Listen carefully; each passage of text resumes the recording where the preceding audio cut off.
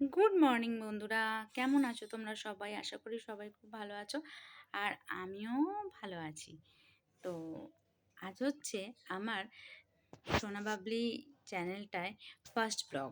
ঠিক আছে, এর আগে আমি কিন্তু ভিডিও যখন থেকে চ্যানেলটা খুলেছি কিছুদিন আগে থেকে আমি কিন্তু অনবরত শর্ট ভিডিও ছেড়ে যাচ্ছি। তো আজকে ভাবলাম চলো তোমাদের সঙ্গে একটু কথাও বলে নিই, আর একটা ছোট ব্লগ মতনও করে নিই। আর আমি না সত্যি কথা বলতে খুব একটা বড় ব্লগ করতে পারি না, কেন আমার পক্ষে সম্ভব হয় না, কেন নিজেকে ক্যামেরা ধরে আর ফের সব কিছু শ্যুট করে করে রাখা ওটা সম্ভব হয় না। তাই ভাবলাম চলো একটু বসে আছি যখন, কাজকর্ম সবই হয়ে গেছে, আর হচ্ছে যে পুজোটা বাকি আছে, শুধু শরীরটা খুব খারাপ লাগছিল যার জন্য বসেছিলাম।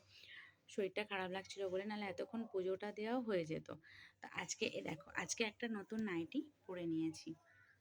কারণ নতুন নাইটিটা পরা আমি মানে কিছু মাস ছাড়া ছাড়াই নতুন নাইটি পরি।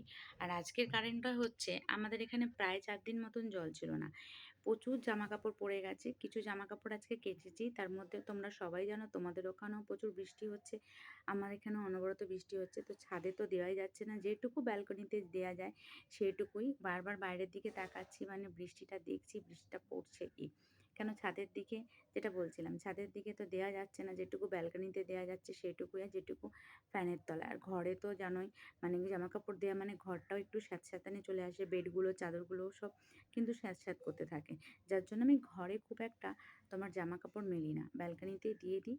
তারপরে যখন পুরো জলটা একটু টেনে যায় তখন এসে হয়তো দিই একটা দুটো, যেটা এসেনশিয়াল দরকার লাগবেই হয়তো, যেটা পরতেই হবে তখন, আর না হলে আমি দিই না। তো সেই কারণে আজকে নাইটিটা পরলাম নতুনটা বের করে, না হলে কিন্তু পরতাম না। আর নাইটি আমার অনেক আছে, আর সেগুলো পরতে ইচ্ছা করছিল না। আর নতুন জিনিস দেখলেই বলো তো কার না মন চায়।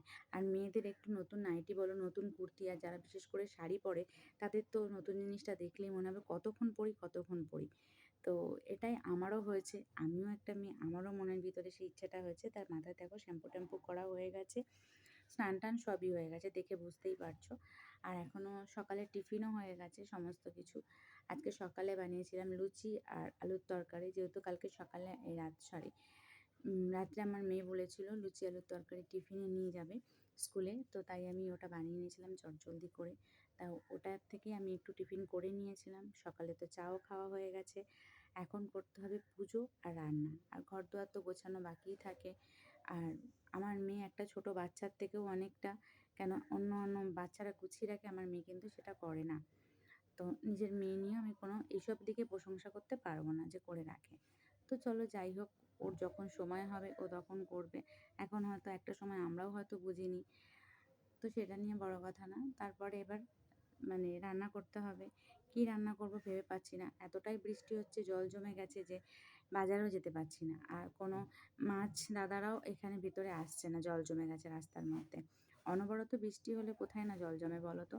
আর এই নোংরা জলে পা দিতে একদমই ইচ্ছা করছে না, ওর থেকে ঘরে ডাল আলু সিদ্ধ খেয়ে নেবো ঠিক আছে, বাট আমি ওই নোংরা জলে পা দেবো না।